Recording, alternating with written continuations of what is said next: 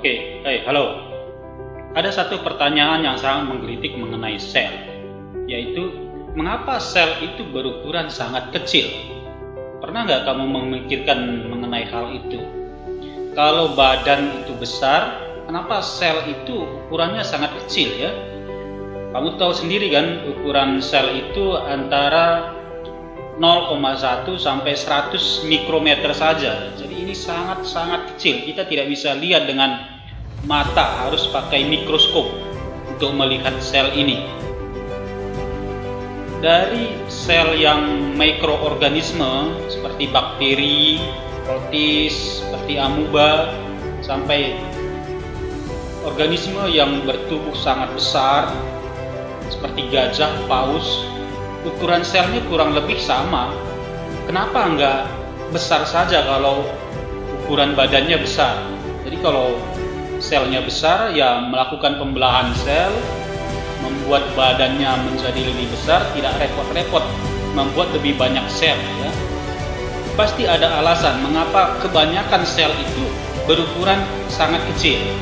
Nah, kali ini kita akan membuat sebuah eksperimen untuk menjelaskan mengapa sel itu kebanyakan berukuran sangat kecil. Eksperimen ini sebenarnya sangat sederhana. Ayo kita mulai, saya akan tunjukkan. Eksperimen kita ini adalah mengenai difusi.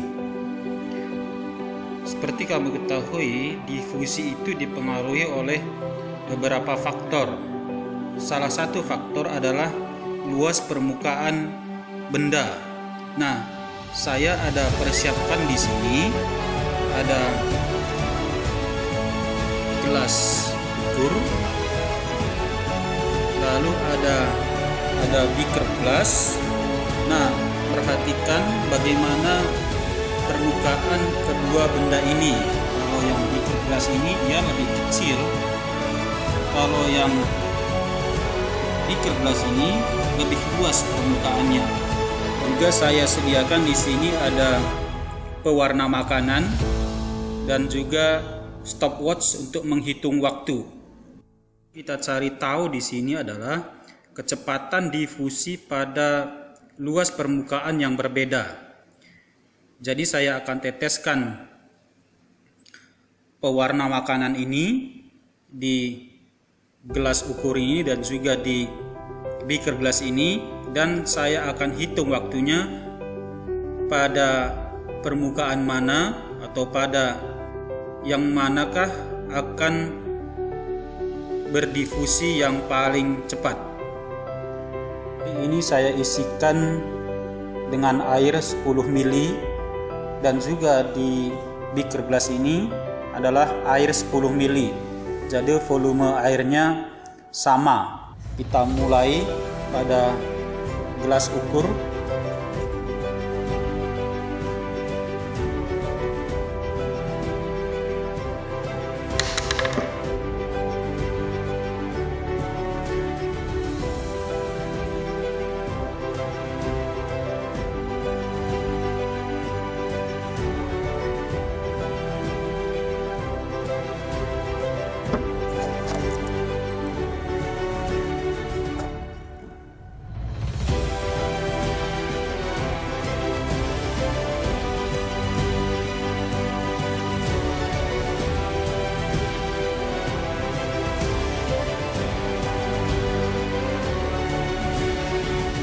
Oke, 19 detik.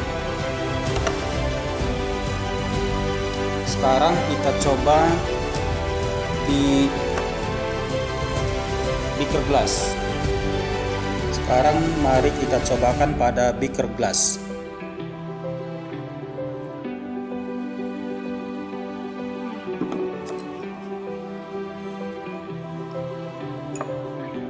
Oke, tadi sudah sampai 3 menit saja ya, sudah terdifusi dengan sempurna.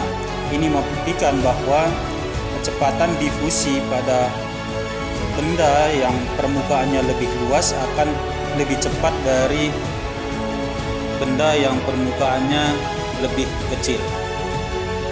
Pada bagian sebelah kiri ini, perhatikan nih, ada satu benda kubus yang panjangnya ini 3 unit ya. Jadi luas permukaannya totalnya ini ada 54 unit kalau kita jumlahkan semua sisinya.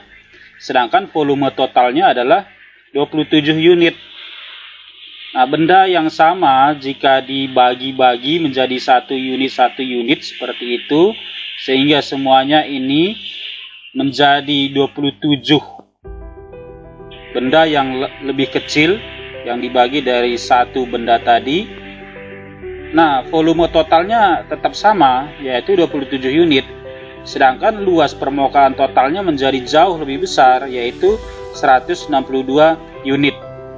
Nah, di benda pertama, kalau kita lihat perbandingan luas dengan volume adalah 2. Sedangkan pada sisi sebelah kanan, benda ini perbandingan luas volumenya adalah 6. Nah, dari sini bisa kita lihat nanti kalau difusi akan lebih cepat terjadi pada benda yang kedua ini, yaitu pada yang sebelah sisi kanan ini. Sebagai contoh saya berikan sel darah manusia. Ini ukurannya sangat kecil, diameternya saja 6,2 sampai 8,2 mikrometer. Nah, luas permukaannya lebih besar, yaitu 136 mikrometer. Bisa dibandingkan antara ukuran, volume dengan luas permukaan sangat tinggi. Nah, terdapat 20 sampai 30 triliun sel darah merah pada satu tubuh manusia. Bisa dibayangkan bagaimana sel darah merah ini bisa menyerap oksigen sangat banyak dan mengantarkannya ke seluruh bagian tubuh. Nah, sampai di sini mudah-mudahan kalian sudah paham mengapa sel itu kebanyakan berukuran sangat kecil.